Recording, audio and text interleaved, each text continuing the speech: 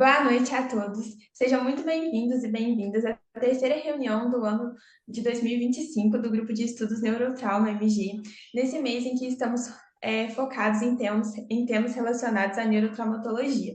Meu nome é Vanessa Ladeira, sou acadêmica de medicina do sexto período da Universidade Federal de Juiz de Fora e agradeço a presença de todos vocês aqui na reunião hoje. Lembrando que quem está assistindo do YouTube e ainda não é inscrito no nosso canal, peço para que se inscreva e também que sigam a nossa página no Instagram, Neurotrauma MG, que iremos postar muitas novidades por lá. Hoje, a nossa reunião ela será focada em neuroimagem do trauma e teremos como palestrante o Dr. Tomás Fred, neuroradiologista, coordenador assistente do HCOR São Paulo, sócio fundador do NeuroSky.med, sócio fundador do Bloom Medicina Diagnóstica e como moderador a gente terá o Dr. Carlos Magno da Silva, neurocirurgião formado pela FEMIG Felício Roxo, neuroradiologista diagnóstico, membro do CTC Minas Gerais e do Instituto Hermes Pardini. Convido agora o Dr. Silvio Ramos para fazer a nossa abertura. Muito obrigada. Oi, Vanessa, boa noite aos doutores, né, colegas, Tomás, Carlos, prazer enorme estar com vocês aqui para falar de um tema tão importante, né, e significativo para todos nós, enquanto neurocirurgiões. Então, a palavra está com vocês aí para iniciarmos o nosso trabalho. Carlos, pode falar, Carlos, por favor. Boa noite a todos. Antes de mais nada, eu gostaria de agradecer o Silvio, Kelly, a Vanessa pelo convite, né? É um prazer estar aqui, fazer essa moderação com o Tomás Fred. É uma moderação não muito fácil, porque o Tomás é excelente profissional, né? Eu já tive a oportunidade de ver algumas outras aulas dele, então, assim, eu acho que vai ser bastante proveitosa essa aula de hoje, tá bom? Boa noite, Tomás, eu te passo a palavra. É isso, obrigado pelas palavras, Carlos, obrigado a todos pelo convite, de verdade. Acho que a gente só engrandece a medicina, né, a especialidade, fazendo esse tipo de encontro. Deixa eu só tirar uma dúvida antes de começar, vou até cronometrar aqui. Vocês, como é que vocês costumam fazer? Silvio, por exemplo, o Carlos, apresentaria um caso antes, depois eu ministraria a aula, é isso que vocês costumam fazer? Sim, pode. A Kelly vai falar que a Kelly tem mais experiência de todos Tá. nós aqui com as aulas. Vamos lá, Kelly. Depende, viu, doutor Fred? Então, hoje, como você tem uma série de casos, né, para apresentar, o Carlinhos achou melhor a gente já dar início à sua aula e ele vai fazer as ponderações que com certeza irão acrescentar demais. Tá, sabe o que Então, eu ia pedir? Como é que eu dividi? Eu fiz essa aula. Mostrei conceitos básicos com casos. Aí no final eu selecionei mais casos. Aí é só caso.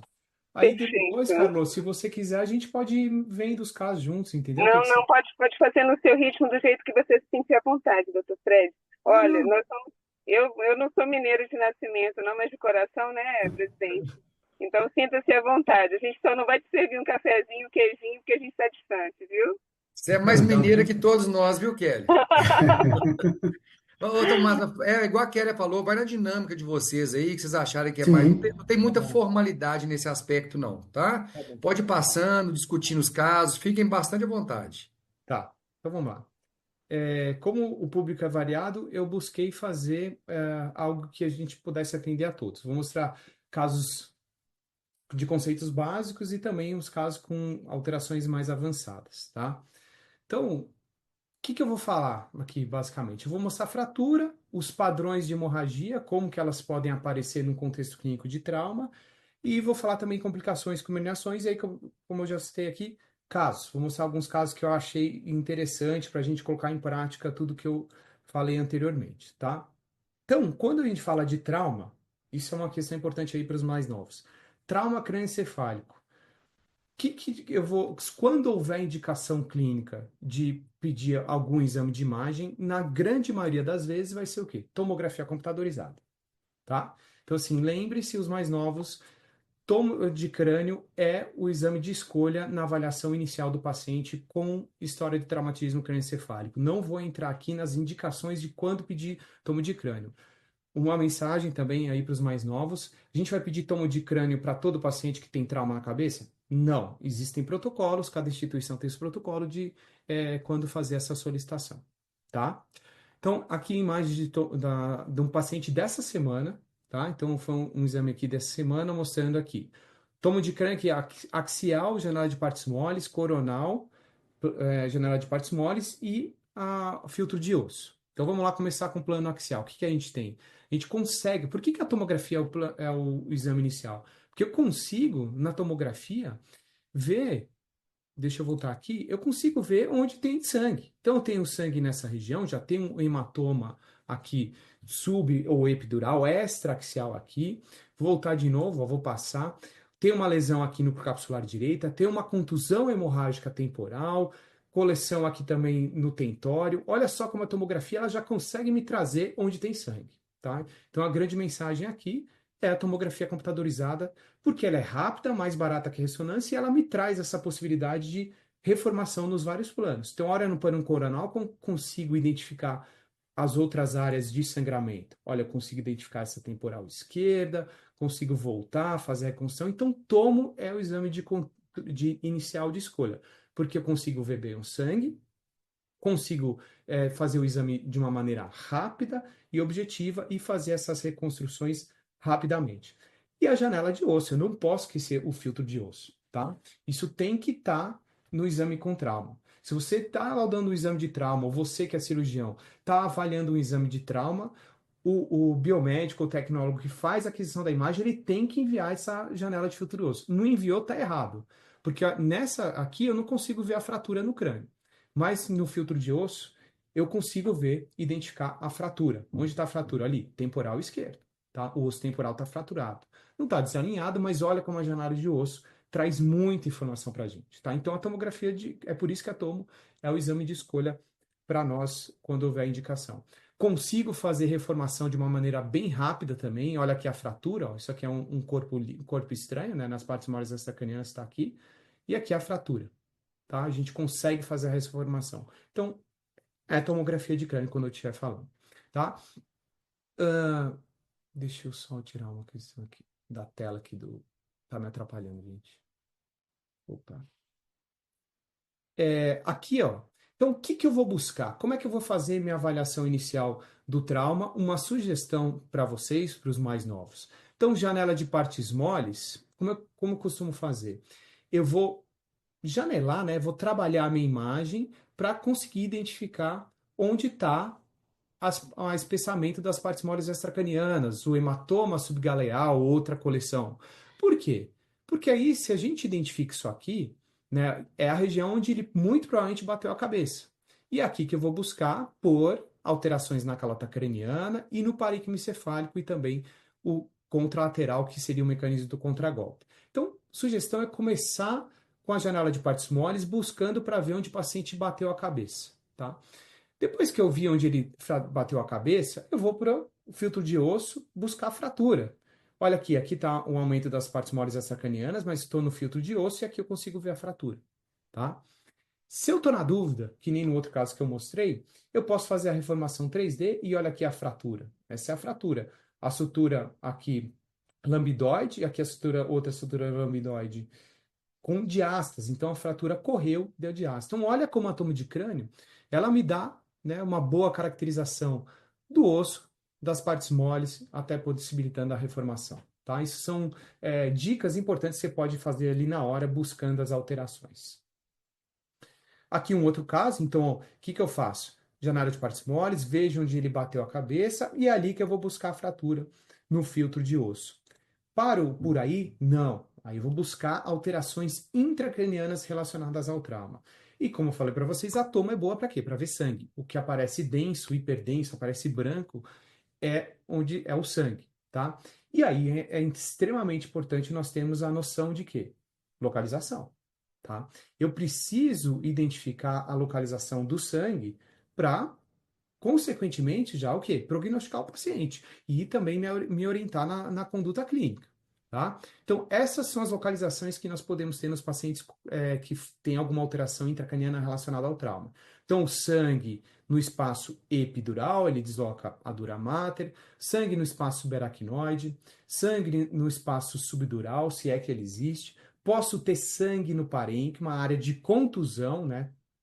E também aqui ele coloca como uma lesão axonal traumática, tá? Que seria o sangue ou os depósitos hemáticos na substância branca subcortical. Então, essas são as localizações. Essas são as alterações do sangue que a gente vai procurar no paciente com traumatismo crânioencefálico, tá? Então, começando aqui nos hematomas epidurais. O que é isso? Nada mais é que o sangue coletado no espaço epidural. O sangue está entre a calota craniana e a dura mater que está deslocada. Isso aqui é importante, né? Vocês cirurgiões sabem muito bem que ele tem uma grande importância, por quê? Porque usualmente esse sangramento, nem sempre, mas usualmente o hematoma epidural está relacionado a a lesão do ramo arterial da artéria meningea média.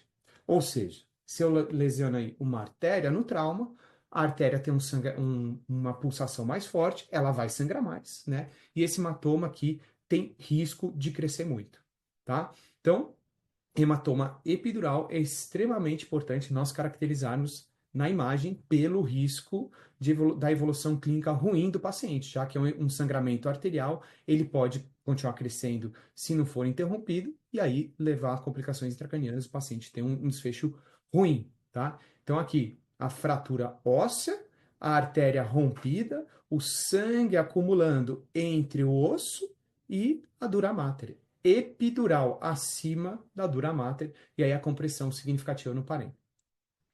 Então, aqui um exemplo, mostrando aqui, né, bem característico de hematoma epidural. Vejam aqui a coleção com aspecto em lente, e ela está onde? Usualmente na região temporal. Né? Por que usualmente ela acontece na região temporal? Uma fratura do osso, né, temporal, que cursa a artéria meningea média. Então, a artéria meningea média, ela vai correr na superfície interna do osso temporal. Se eu tiver uma fratura aqui no osso temporal, qual o risco dessa artéria estar lacerada e formar um hematoma epidural? E olha só a importância. Olha o efeito compressivo que ela tem no, no parênquima. E usualmente isso aqui é o quê? Paciente jovem, né? Trauma de grande impacto, trauma crânioencefálico importante, acidente automobilístico. A gente vê muito isso aqui no Brasil, né? E aí olha só a compressão. Isso aqui, né, tem que descomprimir. Isso aqui é cirúrgico, tá? Então, essa é a importância de a gente caracterizar com esse padrão aqui em lente, sangramento em lente do hematoma epidural. Na imagem, então, acaba sendo repetitivo.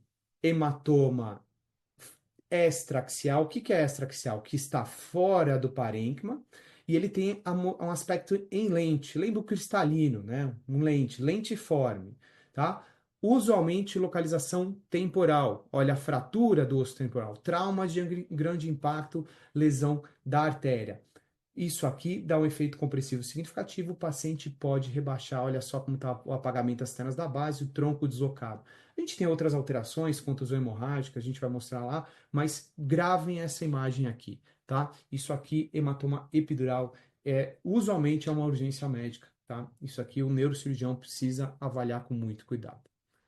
Seguindo, hematomas subdurais. Então, o que é o hematoma subdural? Teoricamente, né, se é que existe a subdura, o espaço subdural, seria a coleção que acumula, né, entre a dura mater e a aracnoide. Tá? Então, é o sangue que está entre esses espaços, ele localiza ali.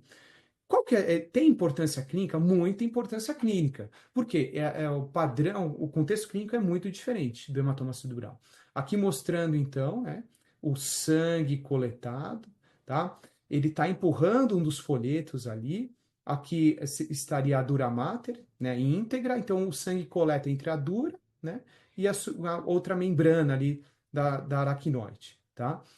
Qual que é a questão aqui? Repare na imagem. O que está comprometido aqui? Não é artéria, é veia. Então aqui o sangramento é venoso, tá? Ou seja, é um sangramento mais lento. Muitas vezes os pacientes são idosos e eles não têm um trauma bem definido, aí ele vai lá no PS com hemparesia e você identifica o hematoma subdural. Como é que ele aparece na imagem? Então, ele não tem aquele padrão em lente, ele tem um padrão em meia-lua, tá? Em crescente, que a gente chama. Porque olha a meia-lua aqui, ó, a lua. Olha só, que exame que é esse aqui, gente? É uma tomografia computadorizada. Por que eu escolhi fazer a tomo? Porque eu identifico bem o sangue aqui acumulado. Então, pela morfologia que esse sangue aqui adquire dentro do compartimento intracraniano, eu consigo falar que é um hematoma subdural, tá? Pela morfologia, pelo aspecto em meia-lua, em crescente, certo? Então, isso é extremamente importante nós caracterizarmos, vamos falar do efeito expansivo também. Então, aqui um exemplo no dia a dia, hematoma subdural aqui já crônico com ponto de agudização. Por quê? Olha só, o paciente é idoso, né? Ele não teve trauma, repare que não tem espessamento das partes moles extracranianas. Nós temos uma colução aqui, ó, em crescente, mas ela está heterogênea. Tem áreas mais hipodensas, áreas hiperdensas, umas outras com atenuação intermediária. Olha no plano coronal como eu consigo caracterizar aquele padrão de morfologia subdural, né? Em lua crescente. Por quê? Porque muito provavelmente isso é um hematoma crônico, ele tem algumas septações e ele deve ter um sangramento recente. Tá? O que está mais denso é um sangramento mais recente. Então, isso pode ocorrer, né? Ressangramentos dentro de uma mesma coleção, ele vai crescendo e comprimindo o parênquima e o paciente vai ficando sintomático ao longo do tempo. Ou seja, o contexto clínico aqui ele é bem diferente daquele hematoma epidural, que era o quê? Paciente jovem, trauma grave. Tá? Esse contexto aqui muitas vezes não tem trauma. O que quer dizer isso aqui? Hematoma subdural, janela adequada. Quer dizer o quê? Que você está ali mexendo no computador, isso nem sempre é fácil para vocês que são cirurgiões, né? Porque vocês não têm as ferramentas que nem um radiologista tem para mexer na workstation, né? E aí o que acontece? É importante vocês criarem a ideia de que tem que janelar bem. Porque, ó, aqui eu estou usando uma janela, um nível, né, da minha trabalhar a imagem, que o osso está da mesma atenuação, mesma densidade do sangue, tá? Então eu fico, nossa, estou com dificuldade de diferenciar aqui onde está o hematoma. Eu tenho que trabalhar. Se eu trabalhar minha janela adequada, eu consigo delimitar o que é a coleção, hematoma subdural, aspecto em crescente, meia-lua, e a calota craniana eu consigo medir a espessura ou o volume dele, tá? E aí eu faço o efeito compressivo. Então vocês mexerem na imagem também é importante. Não vai pegar e sair dando diagnóstico só com a imagem que pulou ali para você no sistema. Aprendam a trabalhar, tá? A imagem. Então, diferenças entre esses sangramentos epidurais e subdurais. Primeiro de tudo, o que eu mostrei até agora aqui? Sangramentos que estão fora do parênquima. Então, sangramentos extraaxiais. Ah, eu já sei que é fora do parênquima, é extraaxial. Oxe, então eu vou tentar diferenciar se é epidural ou subdural. Por quê? Porque já mostramos aqui que são contextos clínicos muito diferentes, tá? E vão mudar a conduta de vocês. Então, o epidural, ele está localizado entre a tábua óssea interna e a dura mater. E vai empurrando a dura mater e ele adquire esse aspecto de lente, né? Eu lembro cristalino, tá? Outro detalhe, ele não respeita sutura craniana, tá? Então, usualmente, ele pode, se ele ficar grande o suficiente, ele cruza as suturas da calota craniana. Perdão, ele respeita a sutura craniana, falei errado. Não respeita a inserção dural. Então, assim, o hematoma epidural, ele não vai cruzar a dura, tá? E, usualmente, vai estar a fratura do osso temporal pela ruptura da artéria meningeal média. A subdura, o hematoma subdural, então ele vai estar localizado entre dura mater e aracnoide. Será que é isso mesmo? A gente ainda tem muita dúvida, né, desse espaço. A subdura talvez seja um espaço virtual. Mas ele adquire essa localização e ele tem um padrão em crescente, meia-lua. Não vai respeitar a sutura. Então repara que aqui ele já está cruzando, se a gente for imaginar, sutura coronoide está aqui, ele já está cruzando sutura coronoide, tá? Ele é grande, ele pode adquirir toda essa extensão anteroposterior circunscrevendo o hemisfério cerebral. Mas ele não vai ultrapassar a inserção dural. Então, quando ele vier correndo aqui todo o hemisfério cerebral, ele vai chegar aqui na foice e vai respeitar a foice e vai começar a vir internamente a foice, tá? Não está associado à fratura, né, na maioria das vezes. Lembra do paciente idoso sem trauma, porque ele vai estar relacionado a uma ruptura de veias, tá? As veias em ponte são elas as culpadas pela formação dos hematomas subdurais. Próxima localização continua fora do parênquima, hemorragia subaracnoide. Nada mais é que o sangue, ó, hiperdenso, preenchendo os espaços licóricos, os sucos. Então eu vejo o suco branco, é onde está o sangue. Olha o outro lado aqui à direita, o suco está preto, está isodenso ao líquor. Então tem líquor aqui. Aqui não, está preenchido com sangue. Então, se eu tenho os sucos preenchidos por sangue, eu já tenho uma HSA, hemorragia subaracnoide. Isso é frequente no trauma? Dependendo do mecanismo e do impacto, a gente consegue ver, tá? Então, aqui, ó, eu tenho a hemorragia subaracnoide. Isso é importante a gente caracterizar também no contexto clínico de trauma. Então, olhem também o espaço subaracnoide. Agora, já dentro das alterações do parênquima, tá? A gente utiliza o termo contusão parenquimatosa, tá? A contusão parenquimatosa, ela pode ou não ter componente hemático. Às vezes, você tem só uma hipodensidade, um edema no parênquima. Se você tem componentes hemorrágicos que nem essas daqui, repare que até a hipodensidade, edema vasogênico ao redor do sangramento, quando tem sangue aqui a gente pode chamar de contusão hemorrágica, tá? Como que eu sei que é no contexto clínico de trauma? Olha, tô avaliando o paciente com trauma, tem infiltração das partes moles extracranianas, tem fratura, então é uma contusão hemorrágica, tá? Poxa, mas mesmo assim, se eu não souber que ele tem trauma, se não tiver muita informação, Tomás, será que dá para a gente identificar, saber que é uma contusão hemorrágica?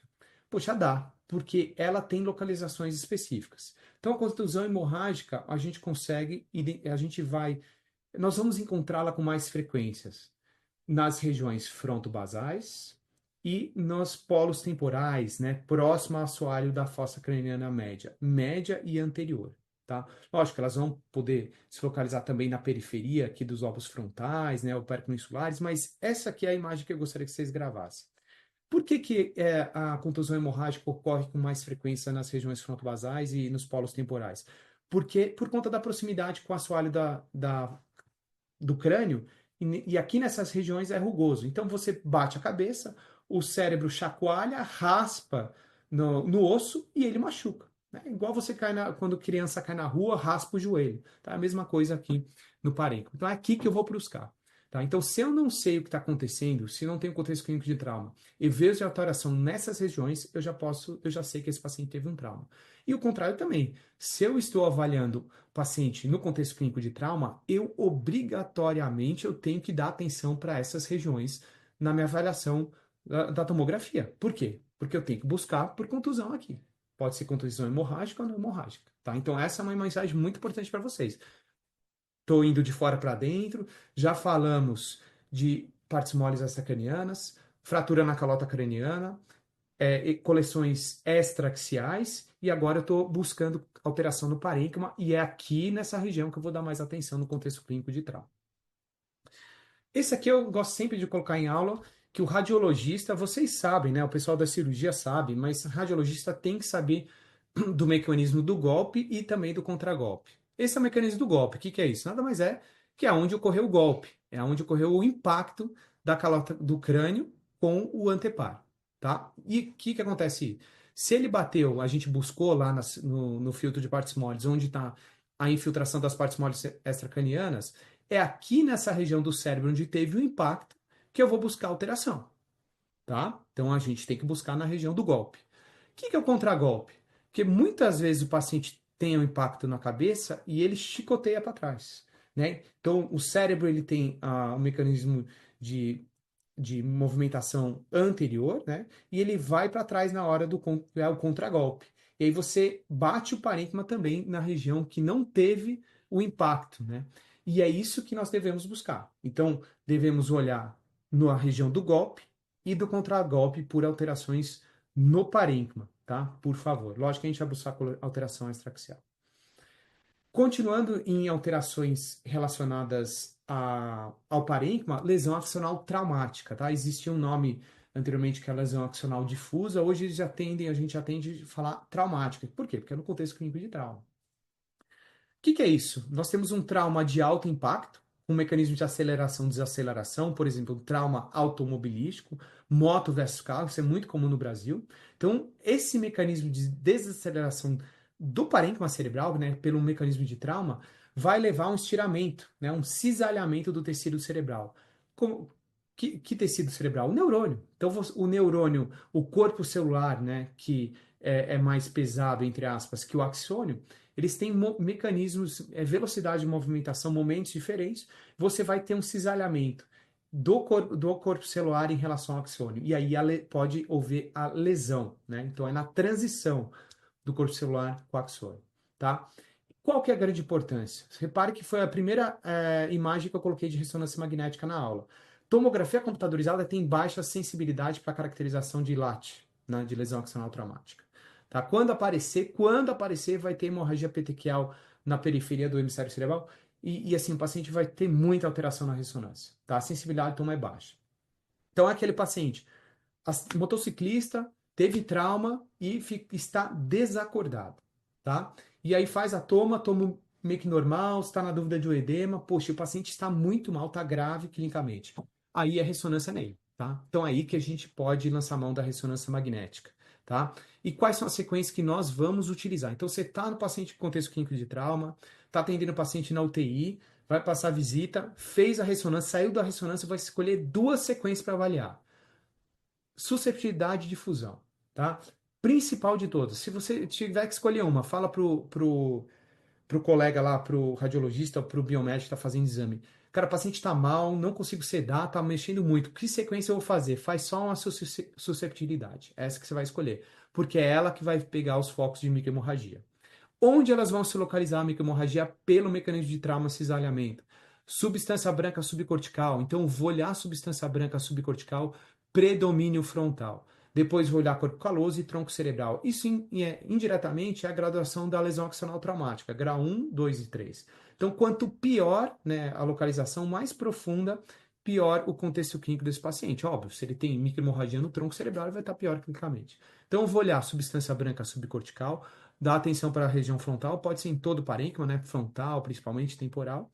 Depois, corpo caloso posterior, tá? E tronco cerebral. Então, eu vejo esses focos de hipossinal, eu estou diante de uma sequência de susceptibilidade magnética, o sangue aparece preto, tá? E aí, eu já sei que com esses focos de hipossinal lineares no SWI, nessa localização subcortical frontal, eu vou interrogar se o paciente não teve um trauma grave, tá? Aqui uma observação. Quando que a gente vai pedir? Quando vocês vão pensar em pedir? Lógico que todo tem um contexto clínico, tem uma burocracia por trás, tá? Aqui só algumas sugestões de quando pensar em pedir ressonância no contexto clínico de trauma. Obviamente, suspeita de lesão axonal traumática.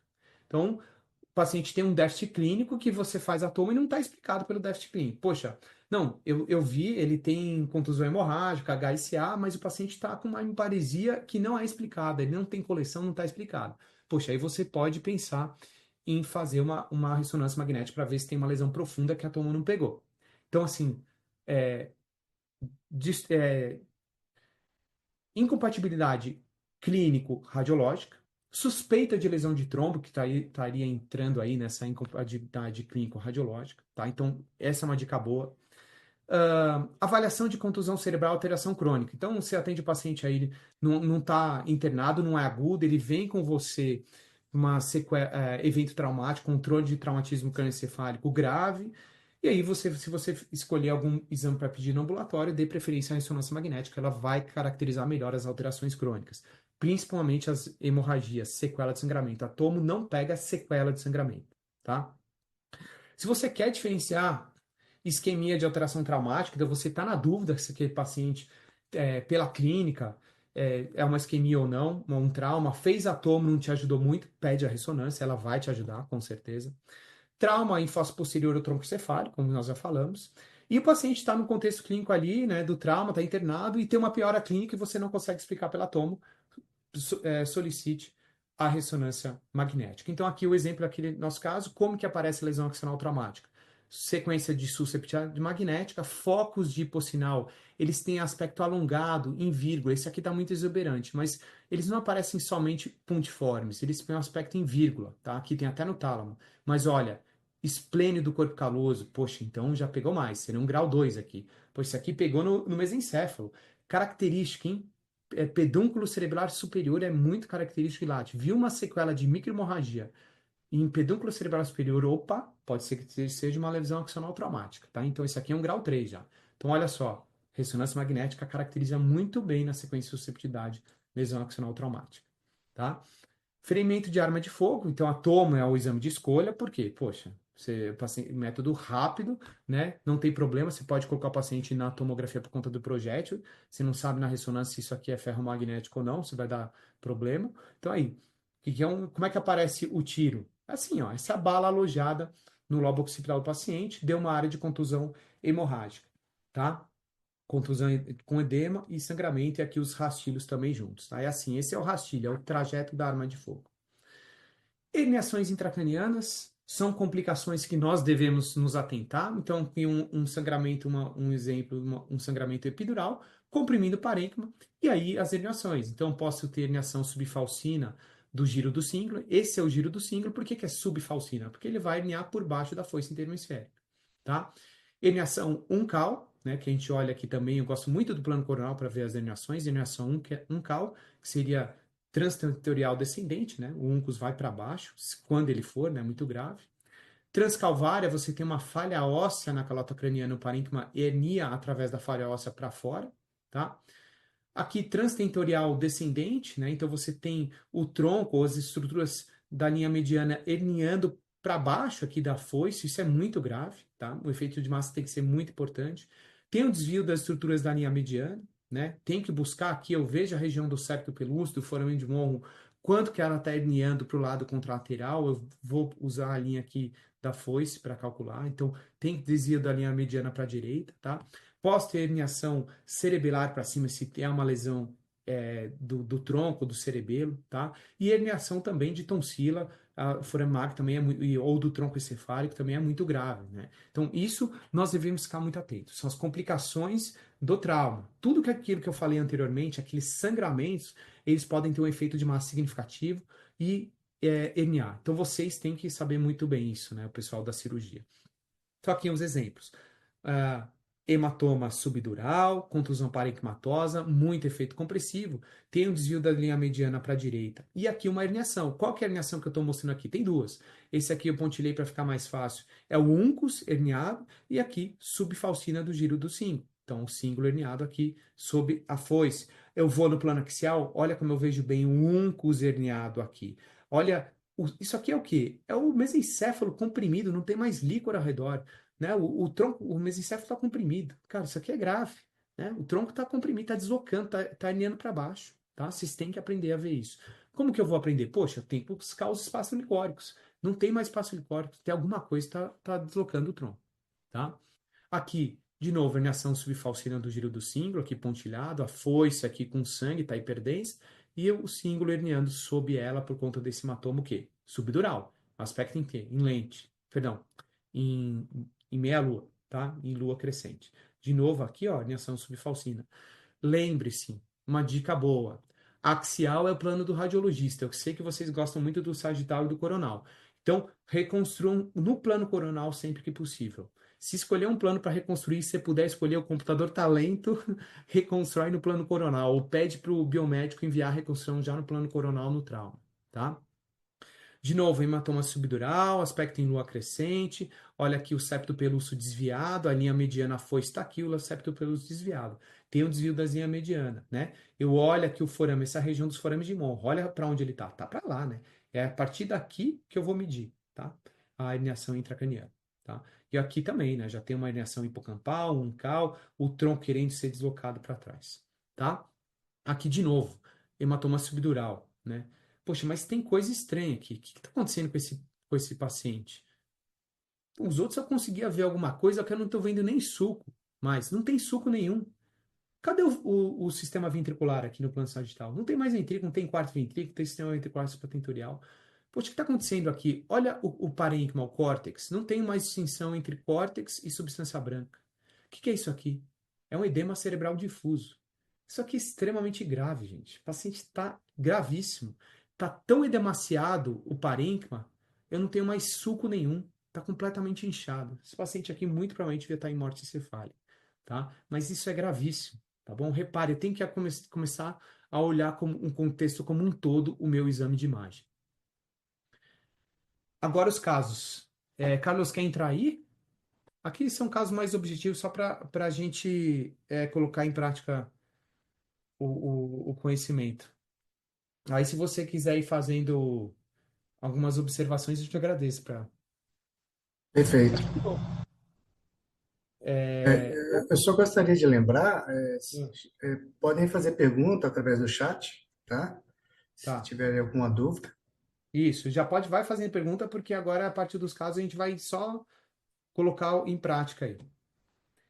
Então, que colocação? Intro ou extraaxial? Extraaxial. Como é que eu sei que é essa? Está empurrando o parênquima. O parênquima está aqui, está empurrado. Então, eu tenho uma coleção entre a calota craniana e o parênquima. Será que eu consigo falar se é epi ou subdural? Ah, já colocou subdural. Não, mas, pô, por que é subdural?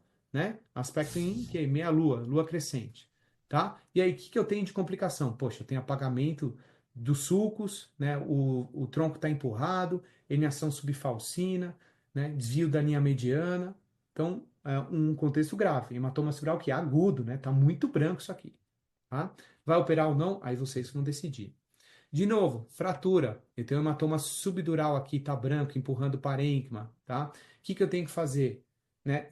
Fazer o janelamento. Janelamento eu tenho uma fratura e tem um foco hipodenso aqui. O que é isso? Tem a mesma densidade do gás que está aqui no seio frontal. Isso é um foco de pneumocéfalo. Óbvio, eu tenho contusão hemorrágica aqui, tenho coleção, mas sempre lembrar de buscar por foco de pneumocéfalo. Pneumocéfalo a gente vê bem nas duas janelas, tá bom? A gente consegue ver bem tanto na janela de partes maiores quanto o filtro de osso. De novo, o que é isso? FAF, ferimento de arma de fogo. Como que eu sei que é arma de fogo? Isso aqui era um exame da rotina, tá? Não era agudo. Repara que o rastilho, trajeto da arma de fogo, ela cursou por aqui, ó. Entrou no etimoide, o cara tomou um tiro no rosto, tá? Fraturou os ossos aqui da base do crânio, osso temporal, e aqui tem uma área hipodência de contusão, tá? Uma contusão, uma sequela aí, tá? Mas, então, o que é importante a gente avaliar? Poxa, já sei identificar que é um fragmento de ferimento de arma de fogo, material metálico, e eu consigo identificar que o trajeto dele é por lá que eu vou buscar as áreas de alteração no parênquima, tá? Outra, aqui era um trauma, não lembro se esse caso aqui era um trauma grave, mostrando aqui uma extensa hipodensidade, que é isso aqui, ó, é o tronco, cara, é o tronco encefálico aqui, ó, tudo no coronal hipodência, o tronco cerebelo, tudo edemaciado com sangramento, um hematoma grave, tá? Que é isso, durê, né?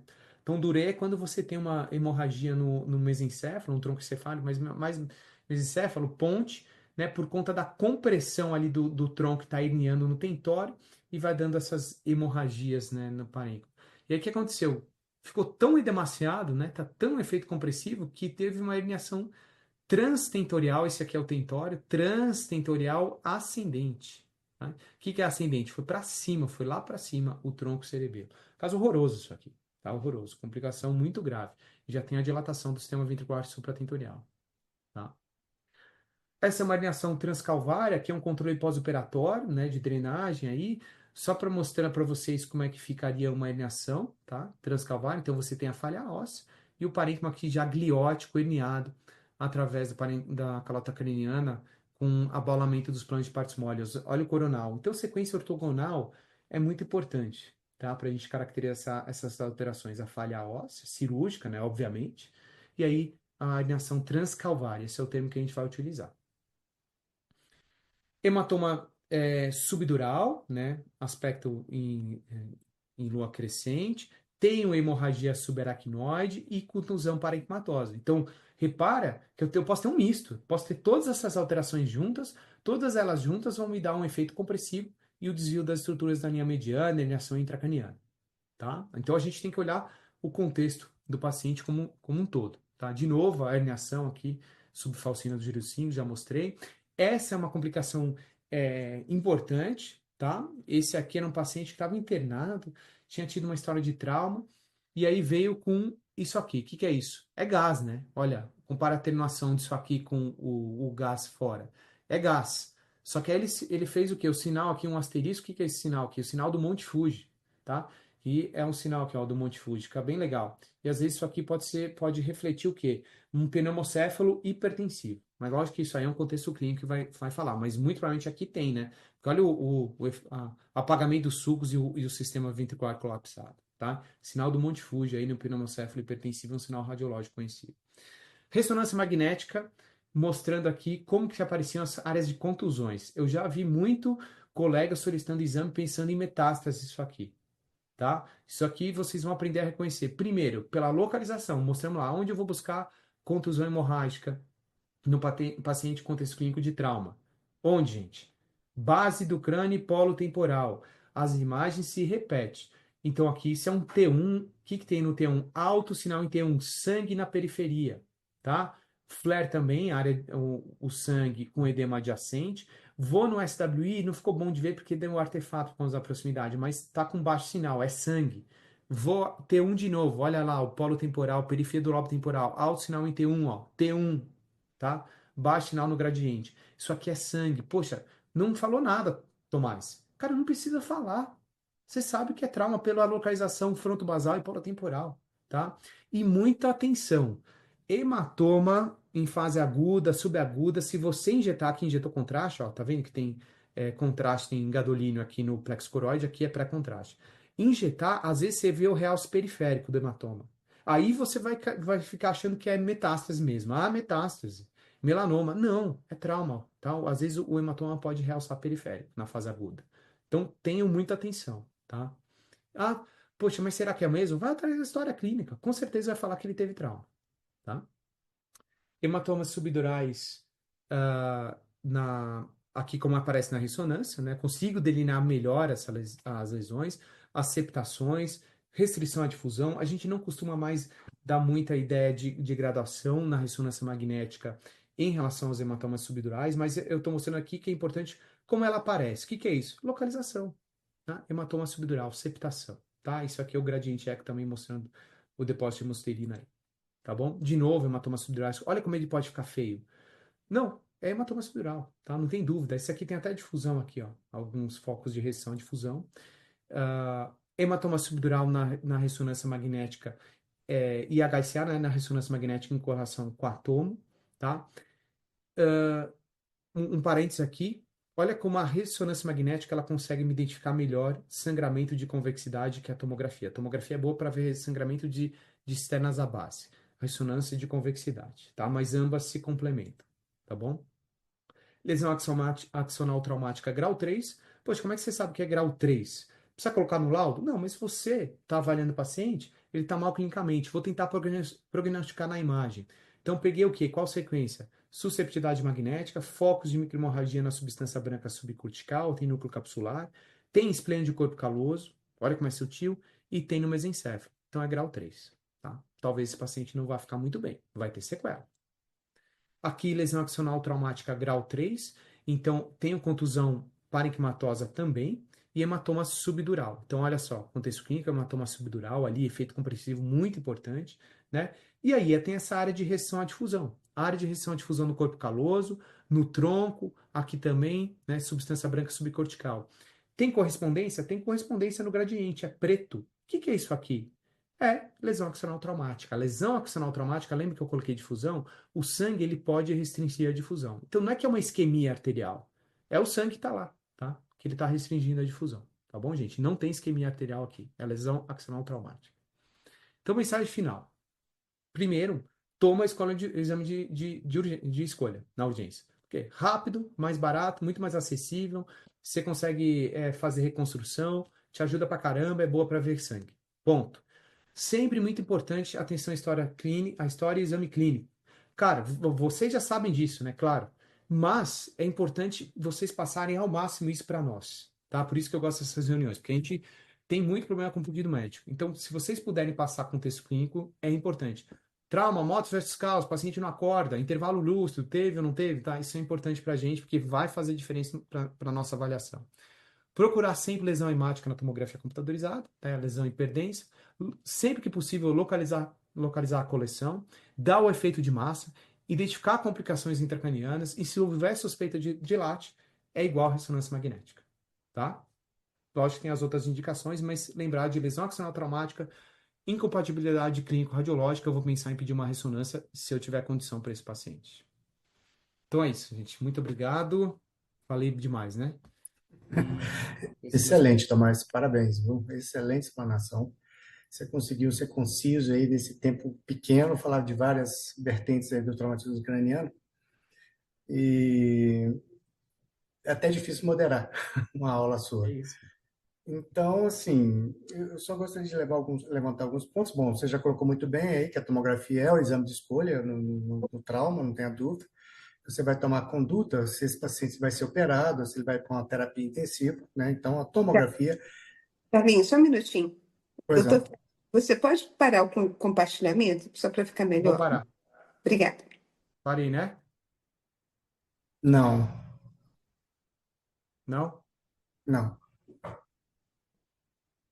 Então, enquanto você para, então, assim, a tomografia é o exame de escolha. Na ressonância não vai acrescentar muita coisa na tomada de decisão, né?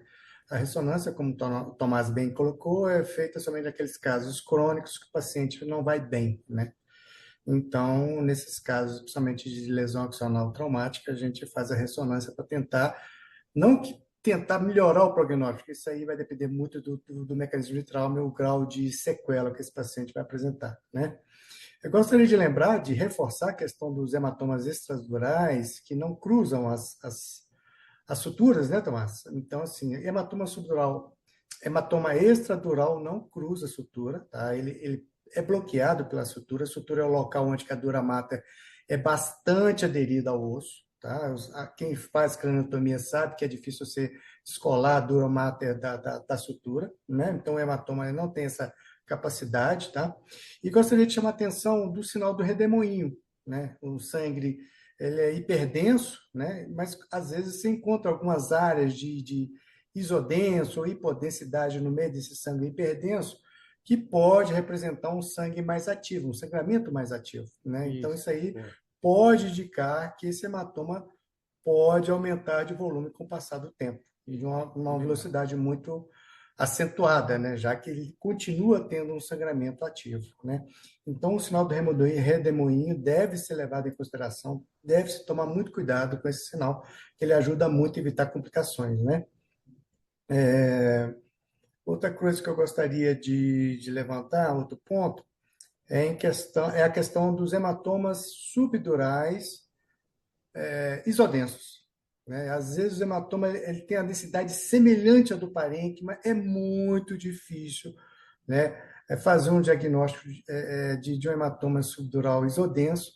Às vezes a gente tem que recorrer ao contraste, né? A partir do momento que você injeta o contraste intravenoso, você tende a delimitar melhor o hematoma subdural isodenso. Então também deve se tomar muito cuidado, né? Principalmente levar em consideração a idade do paciente. Você vê lá um paciente idoso, né, com idade elevada, mas com pouco suco e um cérebro com os ventrículos num tamanho relativamente normal, poucos sucos, você deve pensar em hematoma subdural isodenso, principalmente quando ele é bilateral. Isso pode deixar muita dúvida com relação a esse hematoma. Né, Tomás?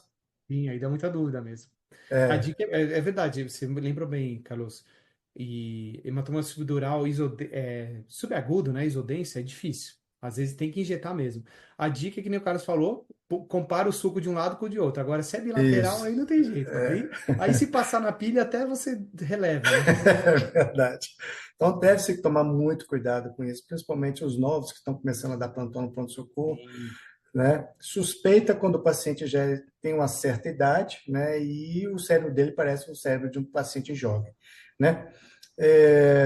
Outra coisa, sobre as fraturas, principalmente as fraturas de base, gente, muito cuidado. Quando tiver fratura de mastoide, otorreia, otolicorreia, muito cuidado, porque esses pacientes podem evoluir com lesão, laceração de carótida, ali no canal carotídeo, né? Então, assim, às vezes você procura o radiologista, de repente injeta contraste, faz uma angiografia assim, meio no MIP lá na hora, só para tentar excluir uma lesão de carótida, né, na base do crânio, principalmente nas lesões da mastoide, as lesões longitudinais da mastoide. Isso é muito grave. Se você tiver essa lesão, pode inclusive evoluir com isquemias, pode evoluir com fístula artério-carótidas, né, fístula carótido-cavernosas, e ter complicações sérias, né? Então, Uma dica para os que estão começando, né, Carlos? Na verdade, duas.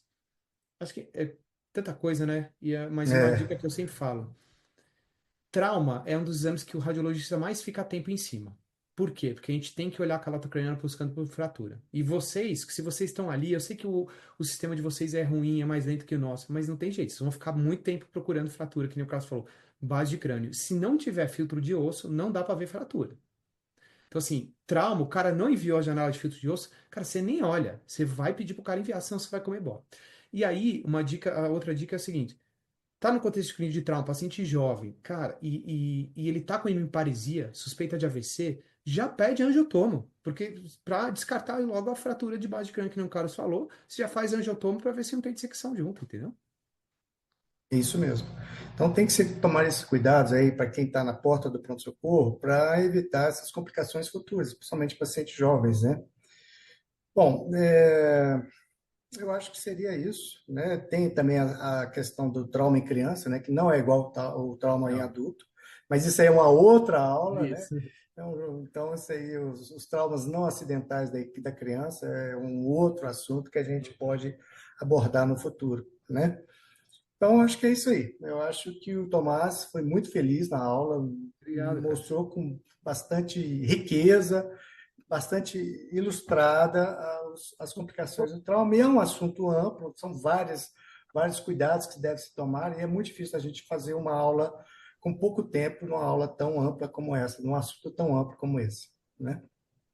Obrigado. Teria alguma dúvida? O Carlinhos, parabéns, doutor Fred, parabéns, Carlinhos, Obrigado. pela moderação. Eu só queria acrescentar, não, né, porque foi uma aula tão completa, mas só aproveitando o gancho aí das coleções subdurais crônicas, existem alguns artigos que classificam essas alterações, né, desses hematomas subdurais nos trabeculados. Esses trabeculados, eles podem ser no sentido transversal ou longitudinal, e pela lógica, né, são os hematomas que mais chance têm de recidiva, né, Uhum. por essa a presença dessas Vocês cápsulas. utilizam isso na avaliação de vocês? A gente utiliza, doutor Fred, Aceitações, assim, não, como... não esses tipos que ele coloca A, B e C, Ah, não. tá, Mas tá. quando a gente vê essas trabeculações, seja no sentido longitudinal ou transversal, já liga, né, o sinalzinho vermelho, o alerta vermelho da possibilidade o amarelo, o sinal amarelo, da possibilidade de recidiva desse paciente. Porque isso é importante, né? Você fala isso, eu não sei se ainda tem residente meu aí vendo, porque é uma coisa que a gente tem que colocar no laudo, e a ressonância consegue ver mais isso, né? Tem que colocar que tem septação. E uma pergunta para vocês. Desculpa, uma coisa que eu sempre oriento os residentes é o seguinte, uma coisa que o doutor Fred falou e que o Carlos falou também. Dúvida na hora de ver o filme, porque a gente fica lá na sala de emergência e na maioria das vezes os pacientes que não estão graves, os graves a gente acompanha, né, e discute com o radiologista. Aqueles com DC moderado ou leve, às vezes a gente fica com o filme naquele volume de casos, né, para ver, a gente demora, se debruça muito tempo sobre o filme.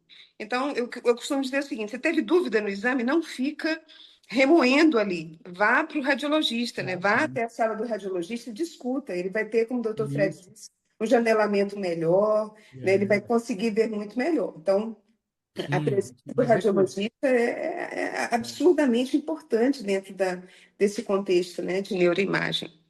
Sim, com E certeza. a minha Bem, pergunta para vocês dois, a única pergunta é a seguinte: em que situações vocês dois recomendam, por exemplo, a realização de uma angiotom pensando no infarto venoso? Exemplo, um paciente politraumatizado, aí ele tem, como o doutor Fred disse, tem um HSAT, tem contusões supratentoriais, mas tem lá, entre aspas, uma contusão hemorrágica cerebelar, que não é o habitual, muito raro a gente ver contusão cerebelar, né?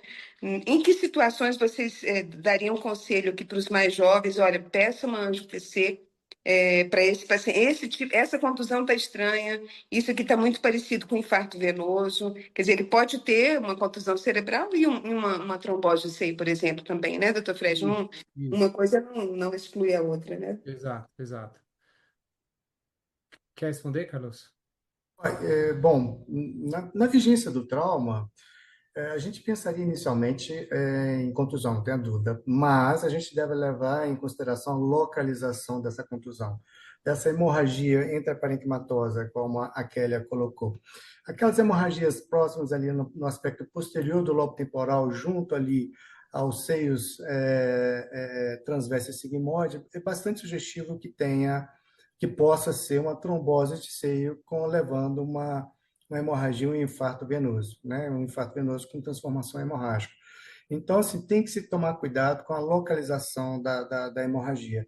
Outra coisa, aqueles traumas que costumam, eu até queria levantar essa questão, que o hematoma extradural não cruza a sutura, mas o hematoma extradural oriundo de uma lesão de seio, principalmente o seio sagital superior, o seio transverso sigmoide, eles podem cruzar a sutura, né? E nesse ponto são lesões graves, tem sangramento. Quando operava, eu tive a oportunidade de operar um paciente com um hematoma extradural temporo-occipital, que na verdade ele tinha uma lesão de seio, né, e um sangramento muito grande durante a cirurgia. Foi muito difícil estancar. Então, assim, sangramentos perto de seios, principais seios, tem que se tomar cuidado. E quando você tem uma lesão de seio, pode evoluir com trombose e pode evoluir também com infartos venosos com transformação hemorrágica. Perfeito. Essa é a avaliação do Carlos, né? E sabe exatamente. Cara, pegou um hematoma, não costuma cruzar não costuma cruzar sutura, mas está deslocando o seio, está cruzando. Não tem jeito. Tem que pedir, ou pelo menos uma toma contrastada que a gente faz, pega o seio e pinta. Em relação à sua dúvida face posterior, Kelly, eu acho que eu entendi sua dúvida. Aí eu vou falar o que eu sempre coloco para os residentes. Assim, tem uma lesão cerebelar. Não, a gente não costuma ver cerebelo no trauma, né? É raro. O que que eu vou fazer? Obviamente, vou buscar o impacto ali na fossa posterior, no osso occipital cerebelo. Se justifica ou não. Usualmente vai justificar. Então, eu já tive casos, fratura o osso e aí dá trombose de seio. Aí se você, aí se a fratura está perto do osso, a fratura do osso está perto do seio, o radiologista tem que mandar fazer a angiocontração. É obrigação. Por quê? Para excluir trombose. Fratura óssea onde cursa seio tem chance de ter trombose. Então, beleza, tá? Então, aí injetou, tem trombose? Pronto, acabou. Aí tem como diferenciar se é venosa ou se é do trauma? Se tá no mesmo lugar é difícil, mas você tá fazendo seu papel e você vai tratar o paciente da trombose. É isso. E outra, na dúvida, o radiologista tem que reconvocar o paciente, cara. Por quê? Porque é o desfecho clínico dele. Tô na dúvida se é trombose arterial ou venosa, injeta. Tá? É um diagnóstico radiológico, poxa. Para vocês é a mesma coisa. Tá na dúvida? Poxa, injeta. Entendeu? Reconvoca o paciente. Mas a dica é essa. Perfeito. Olha se o trauma tá lá, tá perto, justifica, não justifica, vou pedir uma angiotomo venosa. O trauma, a fratura está junto do seio venoso, tem que pedir angiotomo. Perfeito. Isso mesmo. Muito obrigada, muito obrigada. Uma última observação, doutor Carlinhos e doutor Fred, é que as hemorragias peritronculares, né, as hemorragias subaracnoideias, né, traumáticas, elas tornam, entre aspas, para nós, neurocirurgiões, o tronco com aparência de mais escuro. Então, às vezes, a gente acha, nossa, será que esse tronco aqui está com isquemia, né? A gente sabe que a tomografia não é boa para tronco, né? Não é. É impressionante como essa ida até a sala da radiologia nos tranquiliza, né? Porque, pelo menos assim, são tão bons quanto vocês, são muito seguros, assim, então passa uma segurança muito grande para a gente, né? Então, e inclusive aquele sangue na cisterna interpeduncular, doutor Fred, às vezes dá a impressão de que o sangue está dentro, né, do tronco, e não está, ele está na cisterna. Isso, Então, isso. só ficar atento para essas pequenas armadilhas, né? E acho que basicamente é isso. Alguma outra colocação? Ótimo, obrigado, Kelly. Nossa, Eu eu acho só tenho a agradecer, foi excelente a aula, excelente a moderação. Muito obrigada mesmo. Eu gostaria de ter palavras assim que traduzissem toda a nossa gratidão e ter essa. Ixi, travou aqui. a Kélia travou. Travou. Tudo bem. Travou para você também, Damas? Travou. Acho que a conexão dela tá ruim. Silvio. Tá travado aqui, mas agradecer a Ah, a Kélia vocês. voltou. Voltou aí, Kelly? Termina aí, Kelly. Não, eu vou deixar para o presidente dar o tchau, só agradecer mesmo, Não, pode pessoal. finalizar aí, Kelly. Tinha travado, seu vídeo tinha travado. É mesmo? Oh, meu É Deus. por isso Eu que a estou gente parou emocionada. aqui. É aniversário do Galo hoje, presidente. Estou emocionada. É, 117 anos, né? ai, Ai, ai, meu viu? Deus. Presidente, pode Vou deixar. encerrar. Obrigada, pessoal, a todos. Né? Tomás, muito obrigado, cara, assim, fantástico sua aula, muito, assim, Obrigado, Silvio. didática, muito elucidativa, né, que pega todo o público. algumas armadilhas que os traumas deixam para a gente, né? São importantes, vocês explicaram bastante aqui. Carlos Magno, para nós, é uma referência aqui na neuroradiologia, né? Conhece e muito, né? De neuroimagem. Então, assim, muito obrigado mesmo. Só agradecer a todos nós aqui da Sociedade Mineira, né? E Kélia, como sempre, escolhendo a dedo aí os profissionais que dão as aulas para nós. Muito obrigado para vocês, viu? Por vocês. Obrigado a vocês, de verdade. Prazer, viu, gente? Obrigado. Uma ótima semana, pessoal. Até semana que vem, se Deus quiser. Um abraço. Obrigada, Grande presidente. abraço. Valeu, quero abração aí. Tchau.